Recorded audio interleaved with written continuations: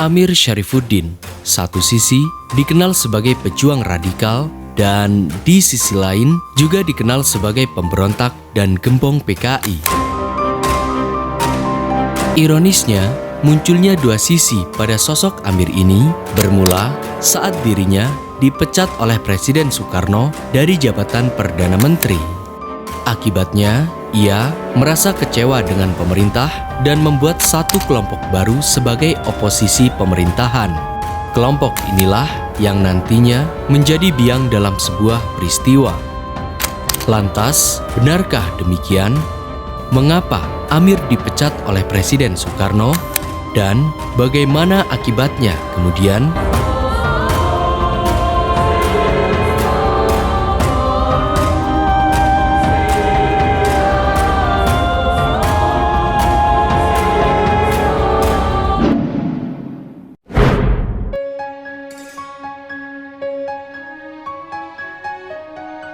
Sebelum kita membahas alasan kenapa Amir dipecat oleh pemerintah, tentunya kita akan mengenal sedikit tentang sosok Amir Syarifuddin.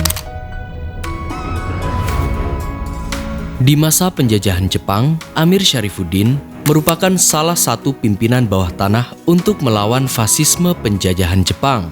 Bahkan, ia sempat dipenjara hingga akan dieksekusi mati oleh Jepang.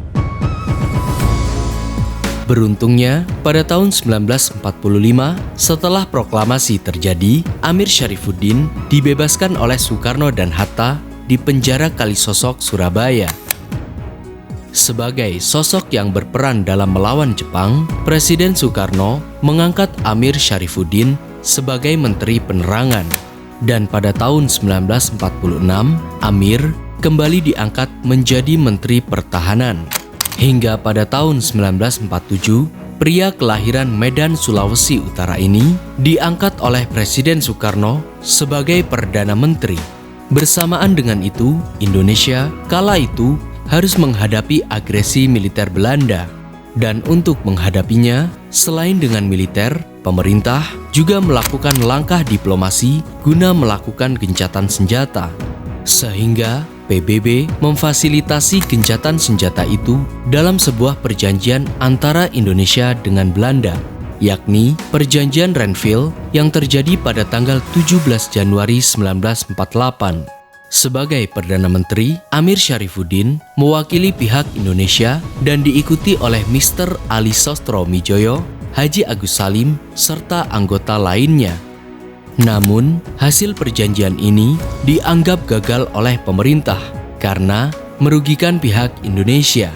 Di antaranya, sebagian wilayah Indonesia dikuasai Belanda, diblokadenya ekonomi Indonesia, penarikan mundur pasukan gerilya, hingga pembentukan pemerintah boneka Belanda di Indonesia.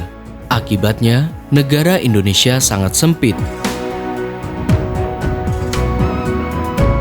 Karena kegagalan perjanjian ini, Perdana Menteri Amir Syarifuddin memberikan mandat sepenuhnya kepada Presiden Soekarno. Namun, PNI dan Masyumi menuntut kepada Presiden agar memecat Amir dari Perdana Menteri.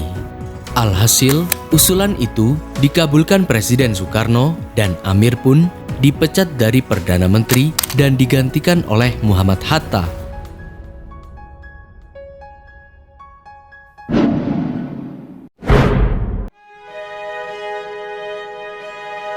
Pemecatan ini membuat Amir sangat kecewa kepada pemerintah, terutama kepada PNI dan Masyumi.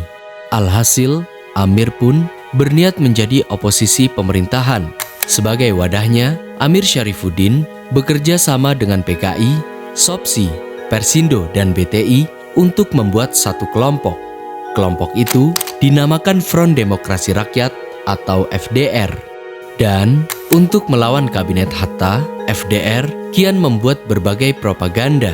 Di antaranya, mengkritik program RERA Kabinet Hatta, menciptakan adu domba antara pasukan militer, hingga pemogokan buruh tani besar-besaran yang terjadi pada sepanjang bulan Juni 1948. Dan 2 bulan kemudian, Musso Munawar datang ke Indonesia dengan berharap akan membantu Indonesia melawan Belanda.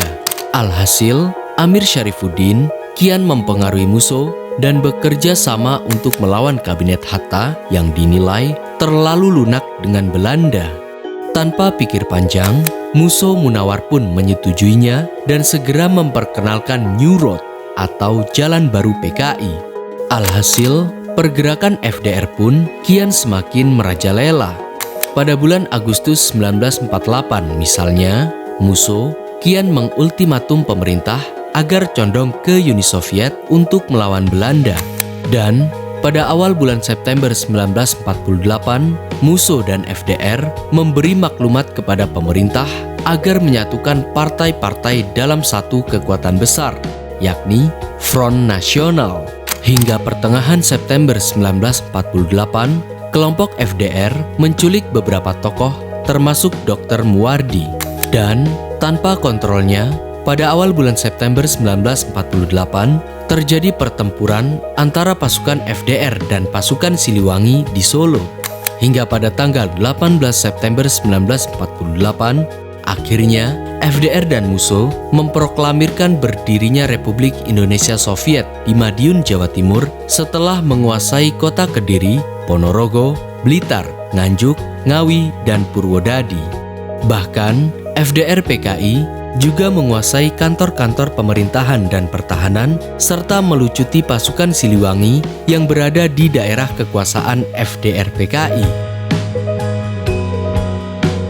Untuk mengatasi masalah ini, Presiden Soekarno dan Hatta memerintahkan Jenderal Gatot Subroto untuk menangkap para pelaku termasuk komplotan FDR PKI. Namun, karena bersamaan dengan gempuran agresi militer Belanda yang kedua, secara sepihak Jenderal Gatot Subroto menumpas para komplotan FDR PKI dan mengeksekusi mereka di tempat, termasuk terhadap Musso Munawar dan Amir Syarifuddin. Ironisnya, banyak anggota FDR PKI yang berhasil melarikan diri, seperti Aidit, Sudisman, Letkol Untung, Syam Kamaruzaman, dan lain-lain. Merekalah yang kemudian membangkitkan kembali PKI di kemudian hari. Lantas, mengapa mereka berhasil kabur dan bagaimana mereka bisa kembali membangkitkan PKI? Berikan pendapatmu.